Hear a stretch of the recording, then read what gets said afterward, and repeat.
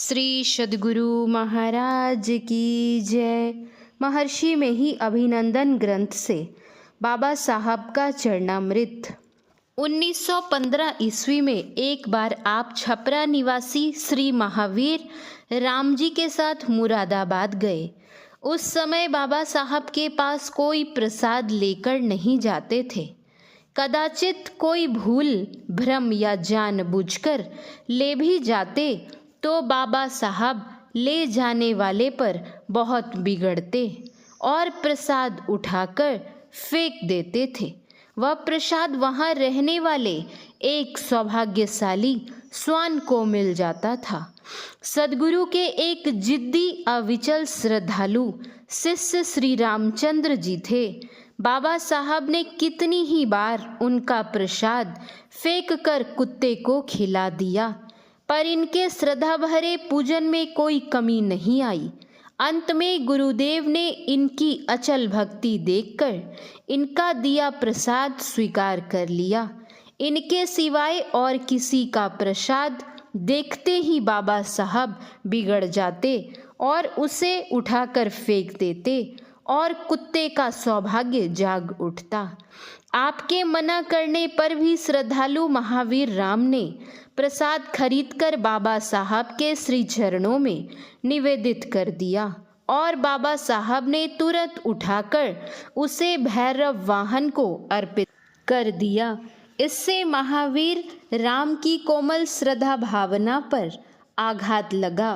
जब दर्शन सत्संग कर वापस लौटे तो उन्होंने आपसे दुखी होकर कहा, आखिर बाबा साहब ने चढ़ाया प्रसाद कुत्ते को ही खिला दिया।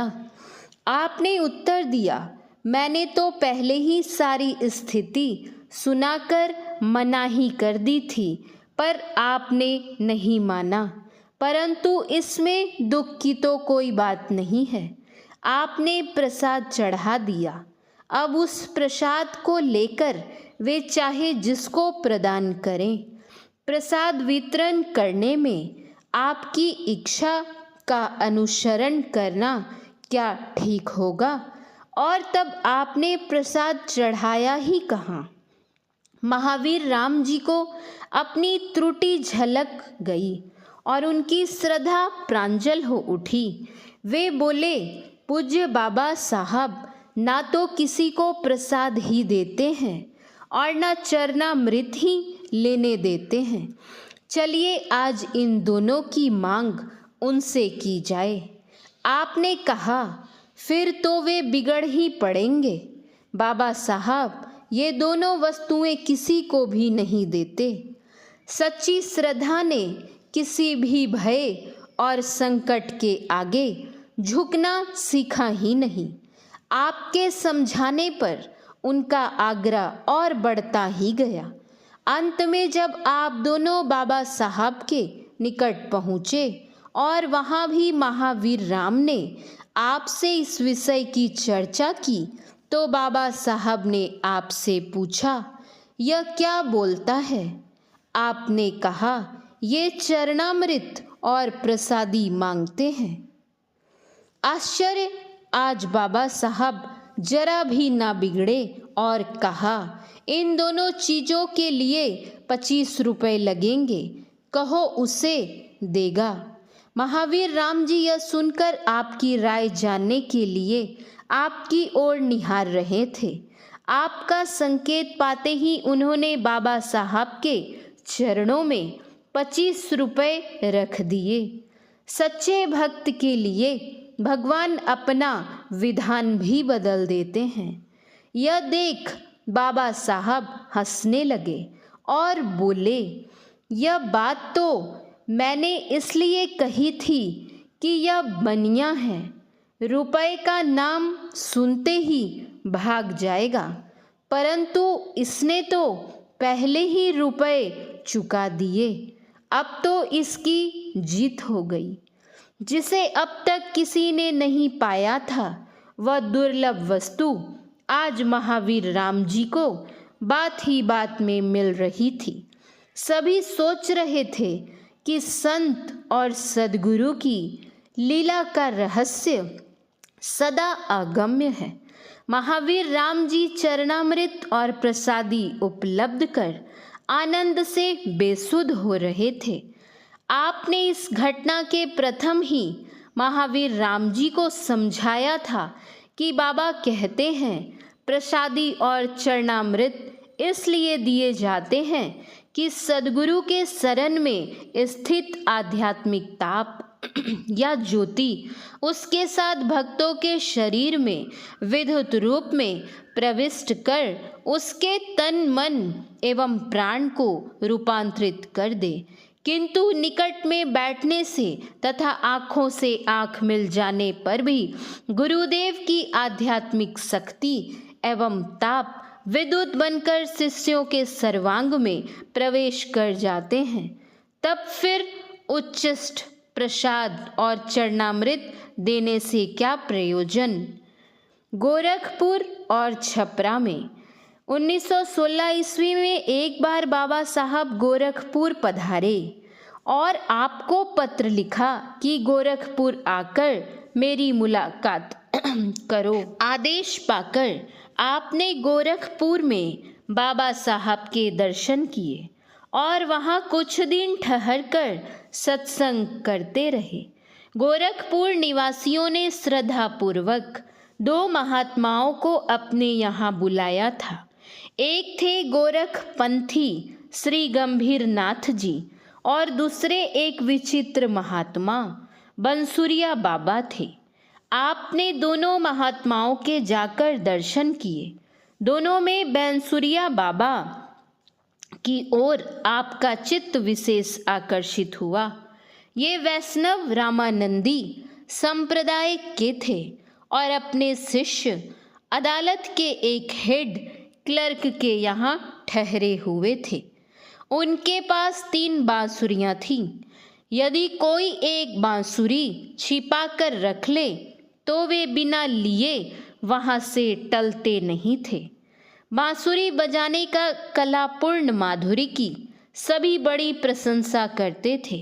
अतः आपने भी बांसुरी सुनाने के लिए उनसे प्रार्थना की। वे बोले, बांसुरी दिलवा दो तो फिर सुन लो। आपके शांत अनुरोध करने पर मकान वाले की दाई ने एक बांसुरी निकालकर दे दी। आपने बांसुरी सुनी और बड़े प्रसन्न हुए। पुनः शेष 2 बांसुरियाँ दे देने के लिए आपने दाई से कहा, पर उसने यह कहकर बांसुरियाँ नहीं दी कि तीनों बांसुरियाँ मिलते ही इसी क्षण ये यहाँ से चले जाएंगे। बांसुरिया बाबा बड़े ही मधुरभाषी वृद्ध महात्मा थे। उनकी वाणी इतनी अपनत्व भरी होती थी कि बातचीत करने वाले को वे पूर्ण परिचित जैसे ही जान पड़ने लगते थे। उन्होंने अपने भाव की माधुरी में राग लय के स्वर में कबीर साहब का एक पद गाकर आपको सुनाया। साधो शब्द साधना कीजिए।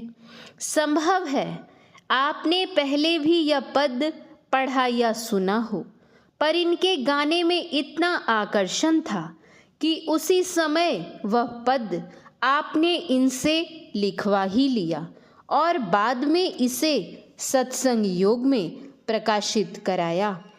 एक दिन बाबा साहब ने आपसे पूछा, तुम तंबाकू भी पीते हो? आपने उत्तर दिया, जी नहीं। यह सुनकर वे कहने लगे, अच्छा करते हो, यह चीज़ अच्छी नहीं है। देखो मेरा नंदन भी नहीं पीता है।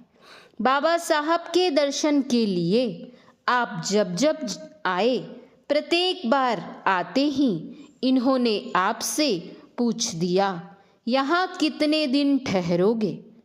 जब आप ठहरने की अवधि अपनी ओर से बता देते तो वे इसे पूरा होने के 3 दिन प्रथम से ही आप पर इतना बिगड़ने लगते कि प्रत्येक बार आप अवधि बिना पूरा किए ही वापस चले जाते।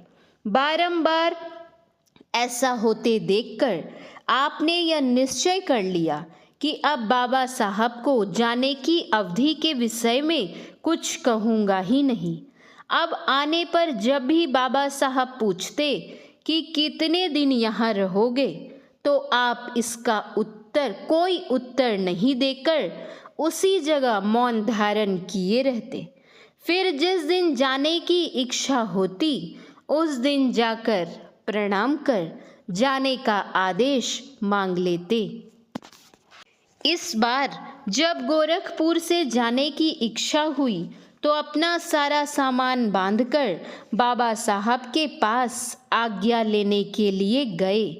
देखते ही बाबा साहब ने पूछा, क्या जा रहे हो? आपने कहा, जी हाँ। आपके जी हाँ कहते ही बाबा साहब आपकी पीठ पर बैठ गए और बोले, मैं नहीं जाने दूंगा। जाओ तो कैसे जाते हो? आपने कहा, तो नहीं जाऊंगा। ऐसा कहकर उस दिन आप ठहर गए। दूसरे दिन प्रणाम करते ही बाबा साहब ने कहा, अच्छा अब तुम चले जाओ। इससे यह अवगत होता है कि शिष्य को सद्गुरु के समक्ष अपनी इच्छा का अनुगमन नहीं करना चाहिए। सदा उनके निर्देश का ही परिपालन करना श्रेयस्कर है। श्री सद्गुरु महाराज की जय। श्री सद्गुरु महाराज की जय। श्री सद्गुरु महाराज की जय।